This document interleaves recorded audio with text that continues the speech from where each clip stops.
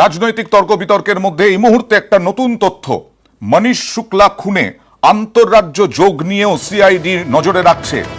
সিআইডির নজরে আরো 2 ধৃতদের জেরাতেই উঠে এসেছে।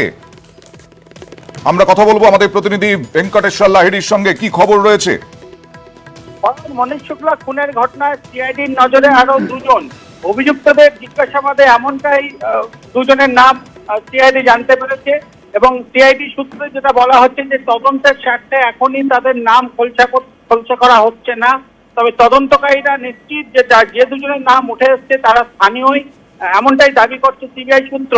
সিবিআই সূত্র যেটাও বলছে যে তাদের যে প্রাথমিক তদন্ত ব্যক্তিগত আক্রোশের থেকে এই খুনের ঘটনা বলে তাদের মনে হলেও তুমি জানো যে তারা বলছিল যে ব্যক্তিগত আক্রোশ থেকেই সম্ভবত খুন হতে পারে মনীষ শুক্লা। তারা প্রাথমিক তদন্তের পাশাপাশি আন্তঃরাজ্য এই খুনের ঘটনার সঙ্গে আন্তঃরাজ্যেরও যোগাযোগ রয়েছে এমনটাই তারা মনে করছে। যদিও তুমি জানো যে গতকালই সিআইডি তদন্তভার নিয়েছে এবং সিআইডি অভিযুক্তদের জেরা করছে। জেরায় এমনই তথ্য উঠে এসছে তাদের সামনে। ধন্যবাদ ভেঙ্কি।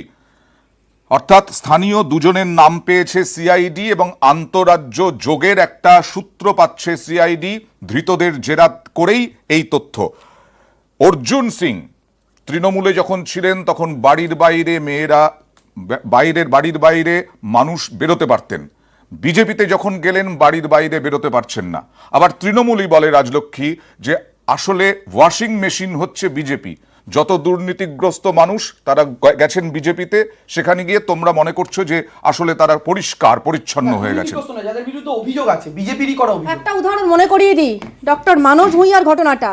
তো উনার এগেনস্টে চার্জেস মানে কি বলে মার্ডার, আর্সন এবং এরকম অনেকগুলো চার্জেস ছিল। তো যখনই উনি তৃণমূল জয়েন করলেন সেই চার্জগুলো কোথায় ব্ল্যাক ম্যাজিকের মতন হাওয়া হয়ে গেল।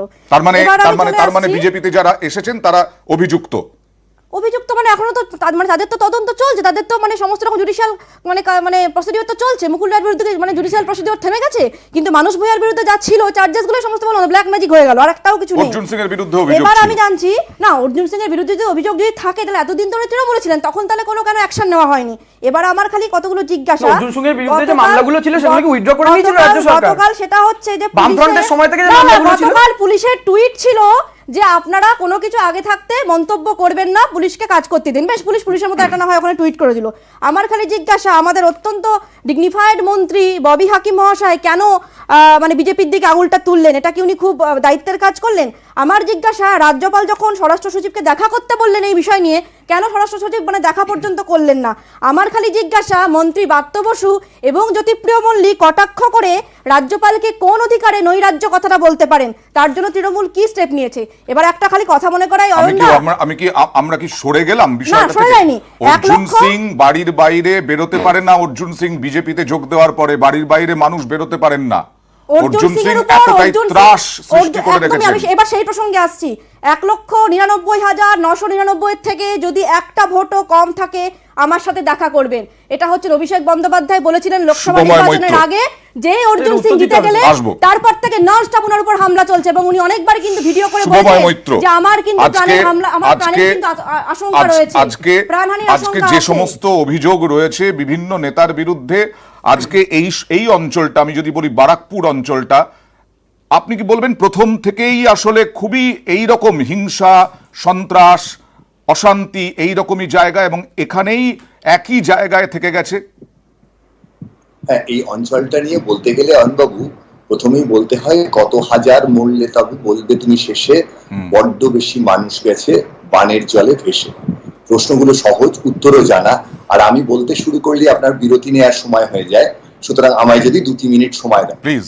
আসলে আজকে যখন আপনি খবর পড়া শুরু করলেন তখন আপনি বললেন রজার পেনোজের কথা, আন্দ্রে ঘেজের কথা আর রেইনহার্ড গেনজেলের কথা, 3 জন না ফিজিক্সের নোবেল পেয়েছে। এবার এই আমরা যদি এখন আলোচনা করতে যাই ব্ল্যাক হোলের ঠিক কোন তত্ত্বটা নিয়ে ওনারা কাজ করছেন, আমরা আলোচনায় যেমন ঠিক সেই বিষয়টাকে ছুঁতে পারবো না, ঠিক একই রকম ভাবে আমরা যখন আলোচনা করতে যাচ্ছি যে কে খুন করেছেন, কোন ষড়যন্ত্র তত্ত্ব আছে, আমরা সেটা জানতে পারবো না। কিন্তু আজকের দিনে ব্ল্যাক হোলের তত্ত্ব সামনে আসার সুযোগ আছে, বিজ্ঞান পরিণত হয়েছে। একটা দিন যখন ছিল তখন গ্যালিলিও বা ব্রুনোর যে গল্প, তখন বিজ্ঞানের তত্ত্ব সামনে আসেনি। সেরকম একই রকম ভাবে পরিণত গণতন্ত্র যে দেশগুলোতে আছে সেই দেশগুলোতে কিন্তু এই ধরনের হত্যা, ওলফ পালমে মার্ডার, এগুলো নিয়ে সঠিকভাবে একটা তদন্ত হয়। আমাদের দেশে সেটা হয় না। এবার সেটা যেহেতু হয় না, সেই কারণে আজকে যে তিনজন রাজনীতির বসে আছেন তারা যুবক, তারা আমাদের ভবিষ্যতের স্বপ্ন দেখাবেন। আমাদের মতো প্রৌঢ় যারা বিশ্লেষণ করি এবং আমাদের মতো প্রৌঢ় যারা রাজনীতি করি, তারা এই ভারতবর্ষ এবং এই পশ্চিমবঙ্গটাকে রাজনীতির ঠিক কোন জায়গায় পৌঁছে দিয়েছি আমরা খুব ভালো করেই জানি। আজকের দিনে যদি শতরূপ বাবুকে খুব বলার কিছু নেই, কারণ তার দল ক্ষমতায় নেই, কিন্তু আজকে যদি রাজলক্ষ্মী ম্যাডাম এবং দেবাংশু বাবুকে প্রশ্ন করি যে আপনাদের দুজনের দল, একজন কেন্দ্রে আছে একজন রাজ্যে আছে, আপনারা কি আপনাদের দলের কাছে গিয়ে বলবেন যে সিবিআই এবং সিআইডির যারা আছেন সবচেয়ে করিতকর্মা পুলিশ কর্মী, তারা একযোগে হাতে হাত ধরে এই যে হত্যাকাণ্ড তার নিরপেক্ষ তদন্ত করুন, স্বচ্ছ তদন্ত করুন?